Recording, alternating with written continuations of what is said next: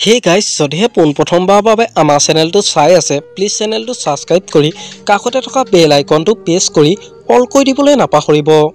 লগতে এটা কথা কওঁ যে মোৰ আৰু এটা ইউটিউব চেনেল আছে, নামটো হৈছে দেৱাশিষ ব্লগ 20K।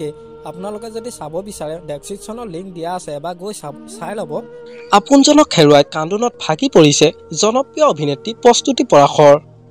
অসমত জনপ্ৰিয় অভিনেত্ৰীগৰাকীয়ে কাক হেৰুৱালে সবিশেষ জানিব পাৰিব আজি এই ভিডিঅ'টোৰ মাধ্যমেৰে। গতিকে ভিডিঅ'টো অলপো স্কিপ নকৰাকৈ শেষলৈকে চাই থাকিব বুলি আশা কৰিলোঁ। অসমত জনপ্ৰিয় অভিনেত্ৰী প্ৰস্তুতি পৰাশৰে হেৰুৱালে বিৰুবালা ৰাভা বাইদেউক। তেখেতে আৱেগিক হৈ সামাজিক মাধ্যমত পোষ্ট শ্বেয়াৰ কৰি লিখিছে যে পদ্মশ্ৰী বিৰুবালা ৰাভালৈ গভীৰ শ্ৰদ্ধাঞ্জলি।